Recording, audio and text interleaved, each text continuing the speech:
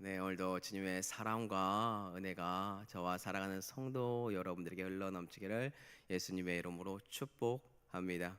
네, 오늘은요, 주의 이름으로 주께 구하면 주가 행하신 이유라는 말씀의 제목으로 함께 하나님의 말씀을 호흡하고자 합니다.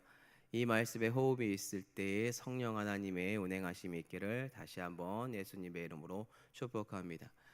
우리는 어제 하나님의 말씀을 통하여 예수 그리스도와 하나님의 일체성에 대해서 배웠습니다. 곧 예수 그리스도를 알면 누구를 알 수 있습니까? 하나님을 알 수 있다라고 가르쳐 주고 있습니다. 또한 예수 그리스도를 본 자, 그 사람은 곧 하나님을 본 자라고 정확하게 알려주고 있습니다. 예수 그리스도가 실질적으로 하고 있는 모든 것들 속에서 또한 우리는 무엇을 알 수 있나요? 그 안에 하나님이 거하고 있다라고 고백을 하면서 만약에 믿지 못하더라도 행하는 그 모든 것을 믿으라라고 알려주면서 예수 그리스도와 하나님의 일체성에 대해서 계속해서 강조하고 있습니다.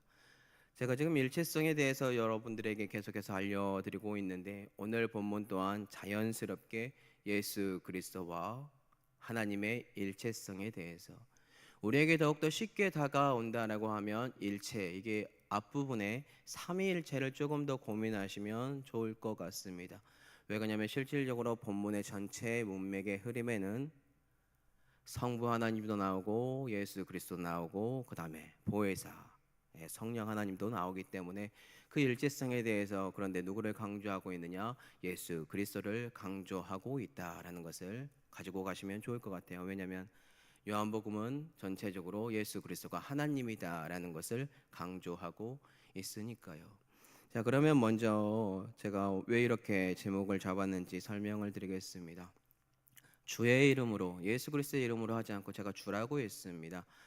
실질적으로 헬라어로 키리오스라고 되어 있는 부분들이 있어요. 신약에 나오면은 실질적으로 여기서 본문에서는 에고라고 되어 있어서 나는 누구이다, 그냥 그런 형식으로 나와 있는데요.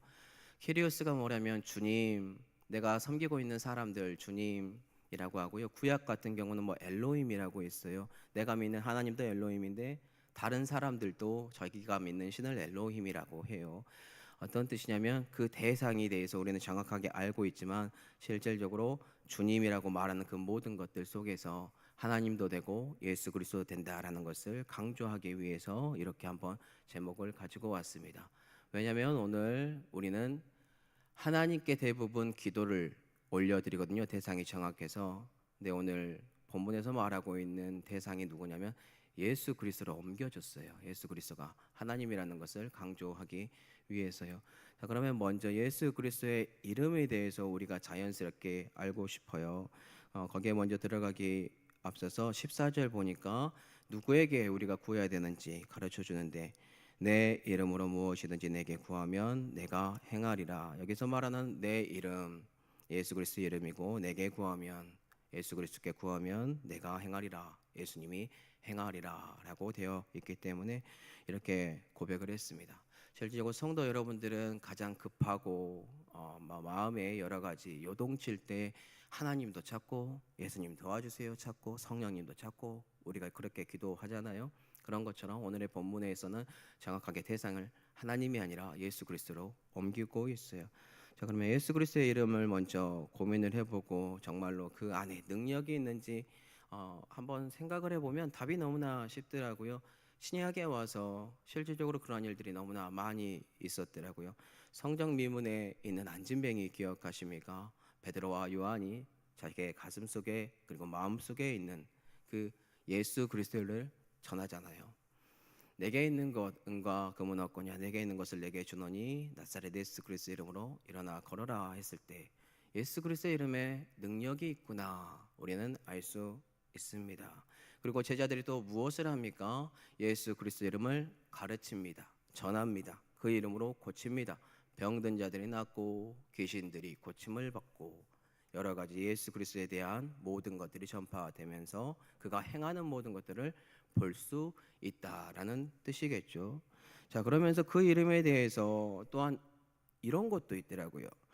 요한복음 1장 12절을 보니까요. 영접하는 자 곧 그 이름을 믿는 자들에게는 하나님의 자녀가 되는 권세를 주셨으니 여기에 나온 그 이름이 누구입니까? 예수 그리스도입니다. 예수 그리스도의 이름을 믿는 자. 우리는 실질적으로 예수님을 믿는다라고 했을 때 그의 이름을 믿는다라고 고백을 하십니까? 아니면 저희는 예수님을 믿습니다라고 하나요? 네, 저는 예수님을 믿습니다라고 고백을 합니다. 그런데 성경은 정확하게 알려줍니다. 예수 그리스도의 이름과 예수 그리스도가 동일하다. 네, 그 이름을 받아들이면 하나님의 자녀가 되는 그러한 권세를 주고 있다라고 해요. 예를 들어 보면 너무나 쉬운 애들이 있죠. 네, 학교로 치면 반장에게 선생님이 자기의 이름으로 권한을 주고 누군가를 불러오라고 했을 때 그 친구에게 가서 선생님이 너 오래 그러면 그 반장의 권위가 아니라 선생님의 권위로 그 일이 이루어지는 것들, 그런 것처럼 자연스럽게 예수 그리스도의 이름에 대해서 우리에게 가르쳐 주고 있습니다. 자, 그러면 예수 그리스도의 이름으로 기도한 사례가 있을까요? 네, 기도한 사례들도 여러 가지가 있는데 기도를 하면 어떠한 일이 벌어졌는지 사도행전 4장 30절에서 31절인데요. 손을 매러 병을 낫게 하시었고 표적과 기사가 거룩한 종 예수의 이름으로 이루어지게 하옵소서 하더라. 별기를 다음에 모인 곳이 진동하더니 우리가 다 성령이 충만하여 담대히 하나님의 말씀을 전하니라. 아멘. 제자들이 지금 어떠한 상황인지 아십니까? 예수 그리스도의 이름을 가르치지 말아라. 주에 싫어하는 사람들이 지도자들이 그들을 계속해서 핍박을 합니다. 핍박받고 풀려났는데 이들이 와가지고 한마음 한뜻으로 무엇을 구합니까? 예수 그리스도의 이름으로 간구하고 있어요. 비기를 다하니까 그곳에 어떤 일이 벌어지면 성령의 충만한 보혜사가 와서 하나님의 말씀을 담대하게 선포할 수 있는 그러한 은혜가 벌어지고 있다. 자, 이런 것처럼 우리는 예수 그리스도의 이름에 이러한 능력이 있다는 것을 알 수 있습니다. 그런데 오늘 본문은 예수 그리스도를 통하여 하나님과 동일된 그 대상 예수님께 구해라라고 알려주고 있는데요. 다시 한번 금일 본문 14절을 한번 보도록 할게요. 내 이름으로 무엇이든지 내게 구하면 내가 행하리라. 결국에서 우리가 알 수 있는 것은 무엇이냐면요. 예수 그리스도의 이름 안에서 우리가 예수 그리스도에게 구하면 예수 그리스도가 행하는 그 모든 것들을 이제부터 알아갈 텐데 하나님과 예수 그리스도는 뗄래야 뗄 수 없는 존재로서 우리가 예수 그리스도께 구하면 동일하게 하나님께 구하는 것과 같다라는 것을 꼭 기억하시면 좋겠습니다. 가장 쉬운 예로 우리에게 더욱더 접목을 시키면 어떤 뜻이냐면요. 우리는 하나님에 대해서 볼 수도 없는 존재입니다. 주님께 나아갈 수 없는 존재들이에요. 그렇기 때문에 우리에게 성부, 성자, 성령 하나님이 실질적으로 역사하여 주셔야 우리의 마음에 눈이 열려서 볼 수 있는 존재들입니다. 더 쉽게 설명을 하자면 예수 그리스도께 우리가 고백을 합니다. 구합니다. 근데 실질적으로 주님이 하나님께 다시 구합니다. 하나님이 그 안에 거하고 있어서 예수 그리스도가 하나님께 간구해요. 우리의 것을 우리의 대상이 예수님께 나왔으나 예수님이 그것을 가지고 하나님께 가지고 가요. 그리고 하나님께 간구함으로 말미암아 예수 그리스도를 통하여 누가 옵니까? 행할 수 있는 무엇이 오죠? 보혜사, 성령 하나님. 네, 그렇기 때문에 예수 그리스도께 구하는 것은 참 중요하고 가장 정확하며 또한 우리의 눈의 모든 것들의 중보자 되심으로 가장 중심이 되는 중요한 핵심입니다. 예수 그리스도가 곧 하나님이기 때문에 성자 하나님. 그렇기 때문에 우리는 하나님께 나아가 고백하고 기도하는 것처럼 누구에게 기도를 해야 됩니까? 예수 그리스도께 기도를 해야 합니다. 자, 그러면 우리가 이렇게 예수 그리스도의 이름으로 기도를 하면 주님이 행함으로 그 모든 것들을 이루어 주고 있는데요. 기도가 응답받지 않는 경우들이 있습니다. 그 이유가 무엇일까요? 답이 쉽더라고요. 우리의 기도가 응답받지 않는 이유는 예수 그리스도의 이름으로 잘못 구하거나 아니면 우리의 신앙이 아직 얕거나 우리의 믿음이 연약할 때에 아니면 우리의 정욕대로 구할 때에 그 기도는 이루어지지 않습니다. 그러니 사랑하는 성도 여러분들, 하나님의 뜻에 합당한 기도가 무엇인지 예수 그리스도 안에서 한번 고민을 해보시고 그 안에서 체험하는 은혜가 있었으면 좋겠습니다. 자, 그러면 제가 이제 그 이유에 대해서 알려드려야 돼요. 예수 그리스도의 이름으로 예수 그리스도께 구하면 예수 그리스도가 행하는 그 이유가 13절에 나와 있는데요. 하반절 한번 읽어보도록 할게요. 이는 아버지로 하여금 아들로 말미암아 영광을 받으시게 하려 함이라. 아멘. 예수 그리스도 이름으로 주께 구하면 예수 그리스도께서 행한다. 그 이유가 뒷부분에 나와 있는데 무엇이다라고 알려줍니까?